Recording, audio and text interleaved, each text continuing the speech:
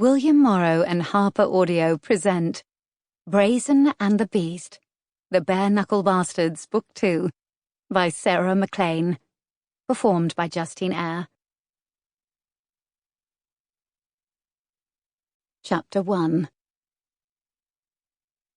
September 1837, Mayfair. In 28 years and 364 days, Lady Henrietta Sedley liked to think that she'd learned a few things. She'd learned, for example, that if a lady could not get away with wearing trousers, an unfortunate reality for the daughter of an earl, even one who had begun life without title or fortune, then she should absolutely ensure that her skirts included pockets. A woman never knew when she might require a bit of rope or a knife to cut it. She'd also learned that any decent escape from her Mayfair home required the cover of darkness and a carriage driven by an ally. Coachmen tended to talk a fine game when it came to keeping secrets, but they were ultimately beholden to those who paid their salaries. An important addendum to that particular lesson was this: the best of allies was often the best of friends. And perhaps first on the list of things she had learned in her lifetime was how to tie a carriage bend knot. She'd been able to do that for as long as she could remember. With such an obscure and uncommon collection of knowledge, one might imagine that Henrietta Sedley would have known precisely what to do in the likelihood she discovered a human male bound and unconscious in her carriage. One would be incorrect. In point of fact, Henrietta Sedley would never have described such a scenario as a likelihood. True, she might have been more comfortable on London's docks than in its ballrooms, but Hattie's impressive collection of life experience lacked anything close to a criminal element.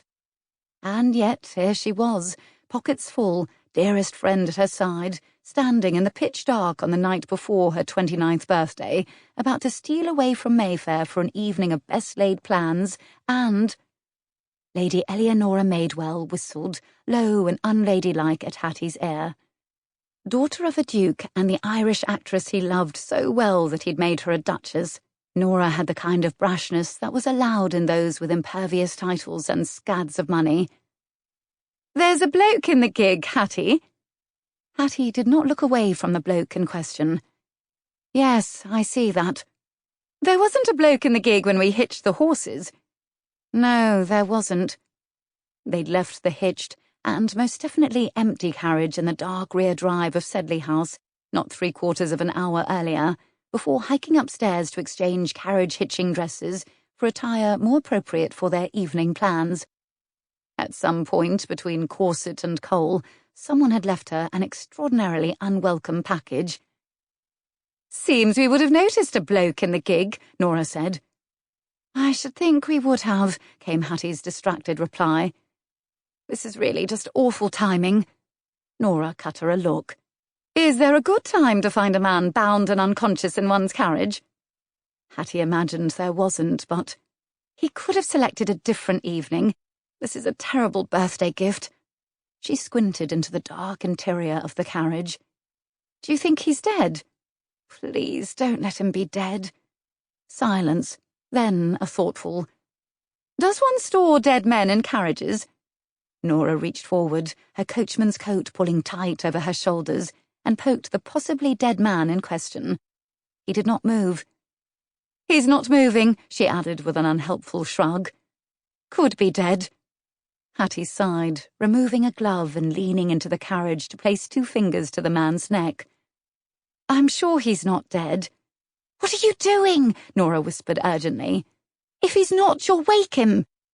"That wouldn't be the worst thing in the world," Hattie pointed out. "Then we could ask him to kindly exit our conveyance and we could be on our way." "Oh, yes, this brute seems like precisely the kind of man who would immediately do just that and not immediately take his revenge. He'd no doubt doff his cap and wish us a fine good evening."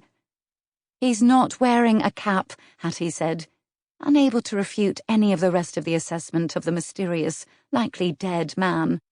He was very broad and very solid, and even in the darkness she could tell that this wasn't a man with whom one took a turn about a ballroom. This was the kind of man who ransacked a ballroom. "What do you feel?" Nora pressed. No pulse, though she wasn't exactly sure where one would find a pulse.